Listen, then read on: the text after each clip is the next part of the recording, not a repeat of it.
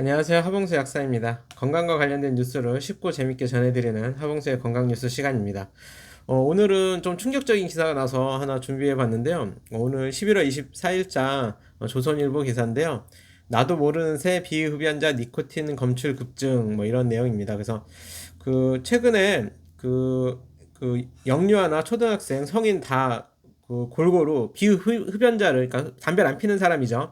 비흡연자를 대상으로 조사를 해보니까 그 비흡연자의 니코틴 검출된 농도, 그러니까 체내에서 있는 니코틴의 함량이 늘어났다는 기사입니다. 그래서 특히 영유아 같은 경우도 니코틴이 소변에서 검출이 되나 봐요. 저도 이거는 충격적인데. 그래서 2015년과 2017년과 2018년과 2020년 이렇게 비교를 해보니까 3년 전 대비 증가율을 보니까 영유아는 1.05 마이크로그램 퍼 리터에서 1.87 마이크로그램 퍼 리터로 한 78%가 증가했다고 그래요. 그리고 초등학생은 1.2에서 1.67로 39%, 성인은 뭐 1.87에서 2.08로, 그리고 또 그렇게 해서 뭐 6년 전 대비로는 50% 늘었다. 6년 전에 1.38이었는데, 그러니까 한마디로 비흡연자들을 대상으로 조사를 해보니까 니코틴의 농도가 증가했다라는 거죠.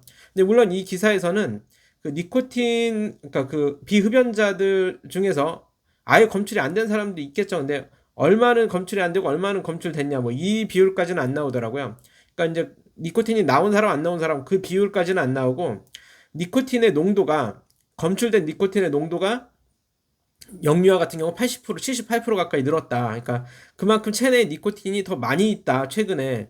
그런 충격적인 기사인데, 근데 이제 최근에 보면 2010년부터 2020년까지 간접 흡연 경험이 줄었다는 설문조사는 오히려 늘었다고 그래요. 그러니까 쉽게 말해서 간접 흡연, 그러니까 주위에 담배 피는 사람 때문에 간접 흡연을 한 사실이 있습니까? 이렇게 물어봤을 때는 요즘엔 별로 없는데요. 그러니까 간접 흡연 경험이 있습니까? 라고 물어봤을 때는 그 비율이 줄었다는 거죠. 그러니까 사람들이 내가 간접 흡연을 하고 있다라고 느끼는 건 줄었는데, 막상 체내에 있는 니코틴 함량을 검사해 보니까 니코틴 함량은 늘었다는 거죠. 그래서 왜 그러냐? 전문가들이 추정하는 거는 2010 액상 전자담배가 확산되면서 이제 이렇게 몰래 피우는 사람들이 늘어나면서 간접 흡연이 늘어난 게 아닌가라고 추정한다는 거죠. 그래서 실질적으로 이제 2015년도에 담배 가격이 많이 인상됐는데, 그때 이제 전자담배가 확산되고 그러면서 이제 몰래 피는 사람들이 늘어나면서 사람들이 간접 흡연에 노출되고, 나는 간접 흡연을 당하고 있다고 느끼지 않지만 실제로 내 주변에서 간접 담배를 몰래 피는 사람들이 생겨서 나도 모르는 사이에 내 몸에 니코틴 함량이 늘어났다라는 거죠. 그래서 실질적으로 관련형 네, 발음이 힘드네요. 관련형 전자담배 사용자 10명 중 8명은 최근 한 달 내에 금연구역 내에서 몰래 사용한 경험이 있다라고 응답했다고 그래요. 조사해 보니까. 그리고 몰래 사용한 장소는 집안이 51.2%로 가장 많았고요. 그 다음 차 안이 45.3%, 실외 금연구역이 36.1%, 직장 실내 25.5%, 술집 23.3%, 식당 16% 등이었다, 이렇게 나왔습니다. 근데 저는 이제 충격적인 게 집 안에서가 51.2%나 돼요. 야, 사실 저는 샤워도 되게 오래 하는 편이고 화장실에 되게 오래 있는 편인데, 화장실 보통 환풍기를 틀어놓잖아요. 그래서 예전에는 이제 저도 이제 아파트에 살지만, 아파트에 보면 이런 거 막 엘리베이터에 많이 붙어 있었거든요. 몇 호 라인, 뭐 화장실에서 담배 좀 피지 마세요, 막 이런 거. 그리고 베란다에서 담배 피지 마세요. 안방 베란다에서 담배 피는 거 다 올라옵니다. 아이도 있는데 힘들어요. 뭐 이런 엘리베이터 붙어 있었는데 최근에 많이 못 본 것 같아요, 저는 개인적으로. 그런데 이 전자담배 피시는 분들이 몰래 집안에서 피고 있다는 얘기죠. 저도 이제 화장실에 오래 있는 편인데, 이거 걱정이 됩니다. 이 화장실에서 이게 밑에 분이 이제 아니면 위에 분이나 이렇게 어차피 환풍기로 막 서로 순환되니까, 그래서 몰래 이제 담배를 피시면 나도 모르는 사이에 이렇게 니코틴 간접 흡연을 하는 셈이 되니까, 그래서 참 이게 참 문제가 될 수, 내 몸 안에 또 얼마나 많은 니코틴이 또 들어왔을까, 이런 걱정도 되고.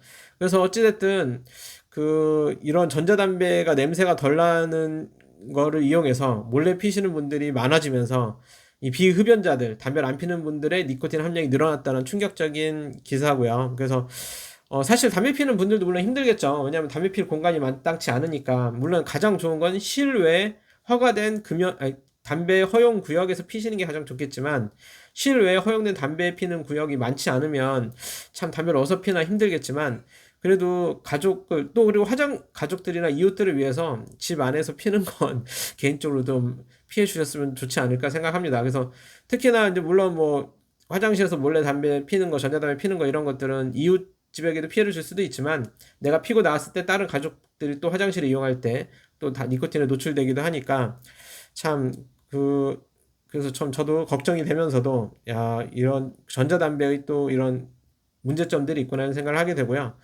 어, 지난 영상에서 이제 금연에 대해서 다뤘었는데, 그래서 물론 이제 담배를 끊지 못하시는 분들은 집 안에서는 전자담배를 몰래 피우시기보다는 차라리 금연 껌이나 이런 것들을 씹으시는 게 어떨까 생각합니다. 그래서 그 집 안에서는 이제 전자담배라고 냄새가 없다고 그 화장실이나 베란다에서 혹시라도 몰래 피시는 분들이 있다면 그러지 말고 차라리 집 안에서는 금연껌을 씹고 이제 실외 허용된 곳에서 좀 그 전자담배도 피시기를. 그리고 실외 요 재밌는 또 내용이 하나가 있는데요. 그 전자담배가 오히려 관련 실제 담배보다도 그 미세먼지는 더 많이 나온다고 합니다. 그래서 그 전자 초미세먼지가 이제 오히려 관련 담배의 12배 발생했다. 그래서 초미세먼지는 오히려 전자담배가 더 많이 나온다. 그래서 사실상 전자담배가 뭐 여러 가지 발암 물질이 뭐 없다고 적다고는 하지만 그렇다 하더라도 초미세먼지나 이런 것들은 12배나 더 많이 발생한다고도 하니까 또 건강에 안전하다, 좋다, 더 좋다 이렇게 말할 수 없는 부분도 있으니까 웬만하면 담배를 끊으시는 게 가장 좋지 않을까 하는 생각이 들고요.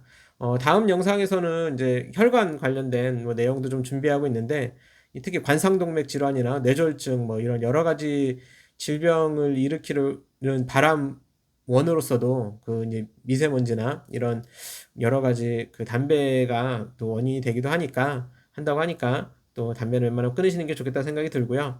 이런 전자담배, 냄새 없는 담배의 그 위험성이 또 비흡연자들에게는 굉장히 크다라는 경각심을 좀 가져야 되지 않을까 생각합니다. 이번 영상은 이것으로 마무리하고요.